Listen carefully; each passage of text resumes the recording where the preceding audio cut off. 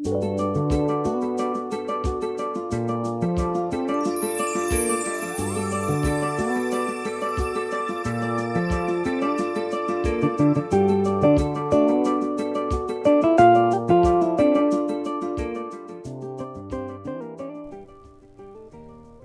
thing is weird. It's the Anbernic RGCube, and it's very unique compared to like every handheld we've seen over the past few years from like any handheld company. And that's solely because of the one thing everybody notices about this thing: the square screen. It's the whole gimmick this thing is being marketed with, and obviously if it's being marketed with this gimmick, it really can't be that amazing aside from that, right? Well, no, actually. Because this thing is quickly becoming my favorite handheld of the year so far, and the screen has very little to do with it. We'll get to that in a second though, because they did something super exciting with this device. They used a chipset that isn't super low powered and isn't the T618 chipset. Yes, you heard me right, this thing uses the T820 processor, which probably isn't all that much more powerful than the T618 processor, but it's a different processor, and I rejoice anyway. They also decided to stuff this with 8GB of RAM instead of the 4 that used to be in all of their devices, and along with the new G57 GPU instead of a G52. These add-ons aren't really all that major, they're kind of minor, but they add up for major performance gains for not that much more money than their previous devices retailed for. The screen, which is obviously the main attraction on this device, is a 3.95-inch 720 by 720p display, and at that point, just make it a 4-inch display. I'm not a manufacturer, so I wouldn't really know anything about this. Like maybe there isn't a 4-inch 1x1 display. Maybe they had to settle for 3.95. I don't know. But it is confusing seeing 3.95 instead of 4 inches on a spec sheet. Just makes me wonder. I'm obviously just the consumer here, so I wouldn't know. I just think it's weird. Anyways, the screen on this thing, as I've alluded to throughout this video and throughout this review so far, has a 1:1 aspect ratio, making it a square. How fun. It's not the highest quality screen I've ever seen in a handheld, obviously, but for what it is and for the systems you'll be playing on here, I think it looks perfectly fine. Nice even. I'll get to more emulation related stuff later, but I really think this thing is perfect for 3DS and DS emulation just because of how tall this display is, and you'll see why later. It comes with 128GB of internal storage if you don't add on an SD card, which I didn't, which should be enough to hold all of the ROMs you need. I've put like 7 systems worth of games on here and have not run out of storage, so you should be perfectly fine. Something else I want to quickly talk about this device is that over the last few weeks, I've heard reviewers and different people say that these speakers on here are the loudest they've ever heard in a handheld. And I'm not so sure that's true, at least for me. The loudest speakers I've ever heard in a handheld are from the Odin 2, and putting them against each other,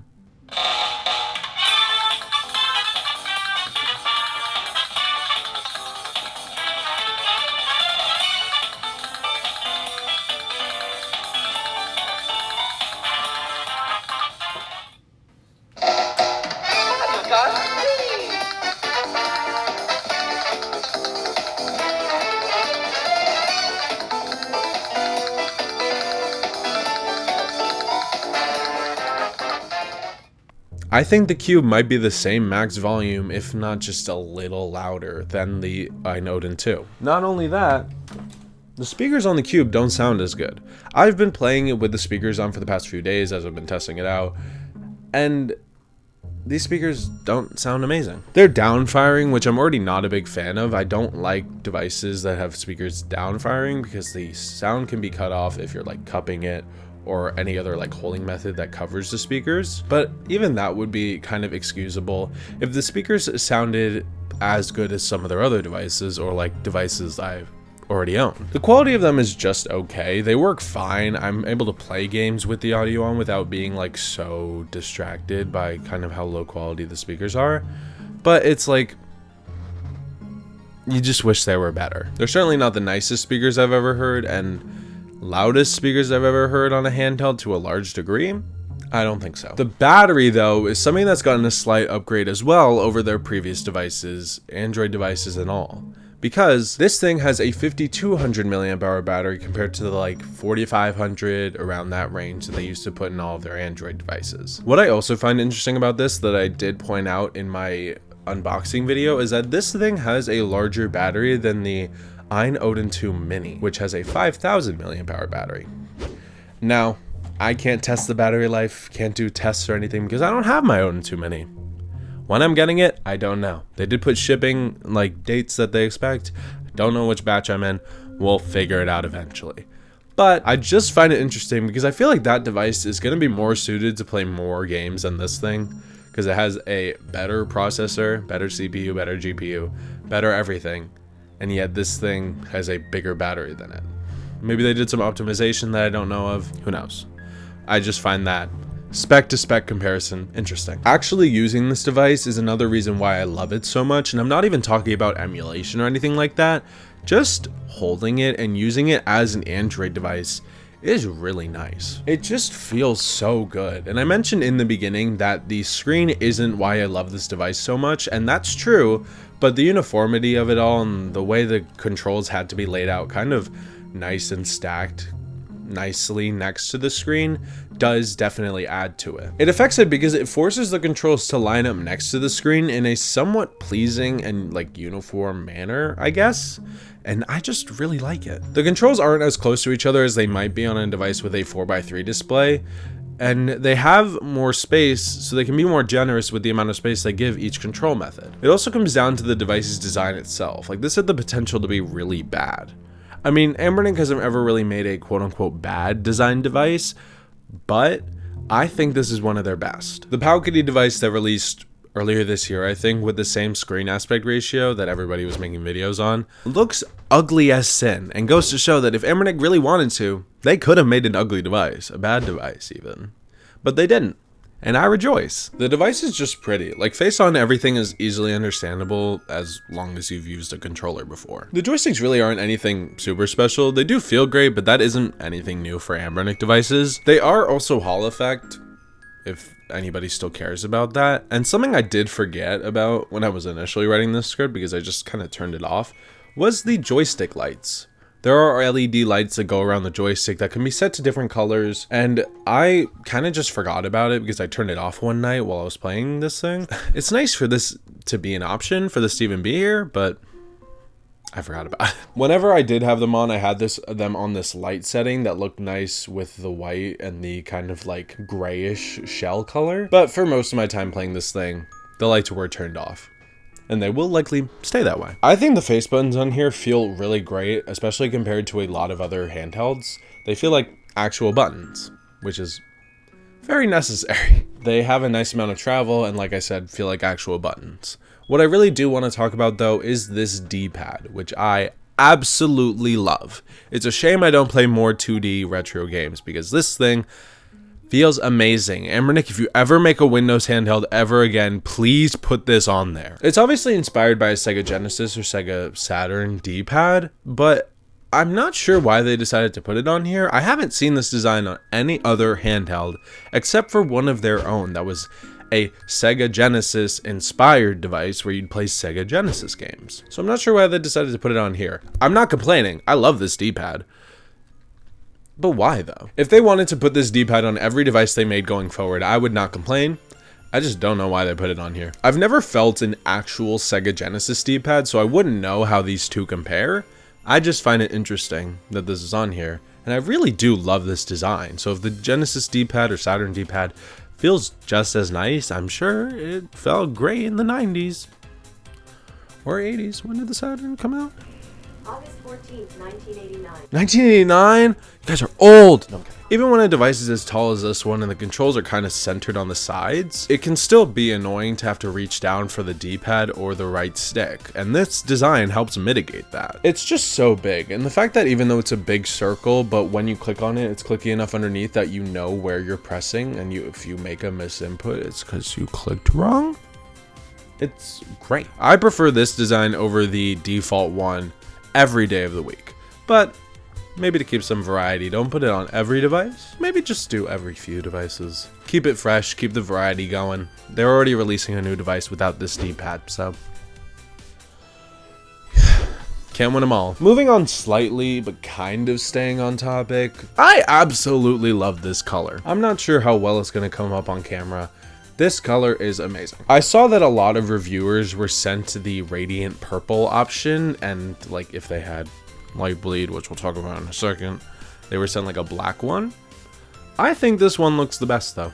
I chose this one on purpose. This is the default one that you buy off of Anbernic's website by buying it without clicking a different option, which is what I usually do for these handhelds. But I chose this one specifically just because I think it looks the best. This kind of Famicom-esque design, whether intentional or not, looks really good and is really pleasing on the eyes. The back also has pretty prominent grips, which makes holding this device for long periods of time, something I've been doing as I've been testing this out, it's made it a lot more comfortable. These grips aren't huge, but for a device that already isn't that big, I think they are perfectly fine. They don't add too much like thickness to the device that isn't already there, and they just make the experience that much better. They make it a lot better. This device is just really high quality in terms of its build. The analog triggers and the bumpers feel really nice. I don't know if it was the square screen that pushed them to do their best with this device or whatever, but I think this is an amazing build.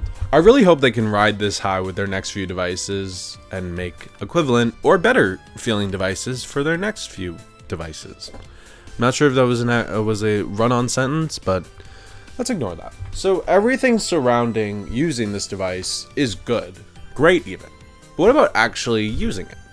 Like the software? Well, I'm happy to say that this is the best software experience I've had on an Anbernic device, maybe ever. They have pretty much any emulator you'd need pre-installed on this thing from the get-go, and no, I did not order this with an SD card like those options they have on their website, so this is gonna be the standard for all purchases. If you buy one of these devices with or without an SD card, these emulators are going to be pre-installed. The main ones I use are in the top 2 rows of the technically second page of the Android home screen, mostly just because I don't do much 2D emulation, 2D games. And if I do, it's 2D games that are on more modern systems. But it is still really nice that they have all of those options there. And on the next page, they have a few more options for emulators and RetroArch, which should be fine for like really any game you'd want to emulate that's 2D.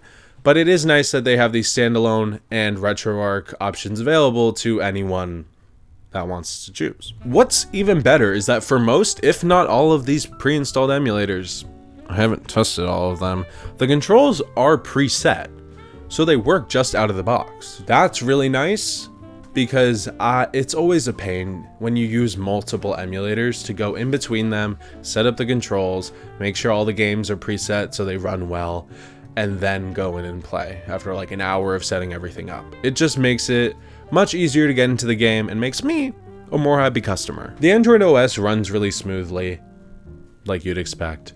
And they have this button in the bottom left corner that just has a big Retroid logo on it that opens up their launcher. And if I was on a more low-powered device, I would stick with the Retroid launcher just because it looks really nice. You can change the themes and I really like it.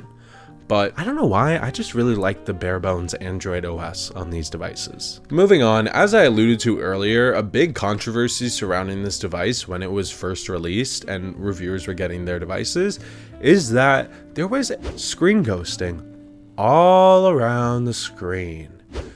Like bad. Reviewers who got their devices and people in the first batch of shipments got theirs and complained about the issue, got in contact with Retroid, and Retroid has since fixed the problem, which is great because screen ghosting on a device like this would be so annoying. Moving on past that, emulation on here is a very interesting topic because of the square screen. Certain emulators, like I alluded to in the beginning, do take advantage of the tall display like 3DS and DS with their dual screens being vertically set up with some overlays so the black bars aren't visible. They put both screens on screen at once and it's really great, especially for 3DS, because the top screen will be full size, taking up as much space as it can, with the bottom screen right underneath it and the overlay, and everything is still readable, still visible, and I can run it at 2x resolution with it looking great. This is honestly my preferred way to play 3DS games now on a handheld, because on most handhelds I've used, it's either been like big screen taking up most of the screen, then the small screen just in the corner, or the whole screen will just be one screen. and you'll be missing out on a lot of content that's on the bottom screen, which sometimes isn't that important, but it's just nice to have both screens on screen at once. And I feel like it's the closest I can get to playing on an actual 3DS without playing on an actual 3DS. It also helps that 3DS runs really well on here. I can play these games at 2x resolution and have them run at full speed. I mean, obviously some games are gonna have their hitches every once in a while, but I haven't run into a game that has just straight up not worked or not run at full speed yet. Other emulators for like N64 or GameCube don't have those fun borders and just have the black bars on the top and bottom, which is fine. It's just as if you're using a 4:3 display, but I do wish there was a way to like turn on those fun borders, or if they would like put those fun borders in, because those black bars are visible. Like, it's fine. It's fine using them. Like I said, it's just like you're using a 4:3 display, but I wish we had them. Maybe it's just an emulator thing. I don't know. There is a limit to what the device can play though. Not all Wii games will run well, but if you do run into a game like on any system that won't run well, it might be worth going into the taskbar and sliding over and then turning on the high mode, which will push the processor to its limits, make the games run as best as they can on this device. And I had to do that for Pikmin 2 because it was pissing me off and not running at full speed, and I got it running at full speed.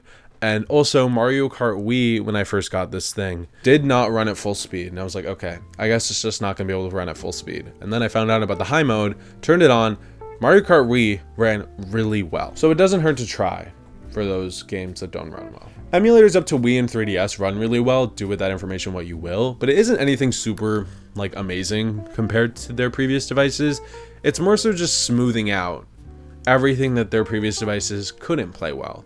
Like if their previous device using a T618 chipset couldn't play Mario Kart Wii that well, it can play Mario Kart Wii really well now. Trying to find problems with this device is a struggle because they succeeded in selling a device with a very weird gimmick that isn't bad.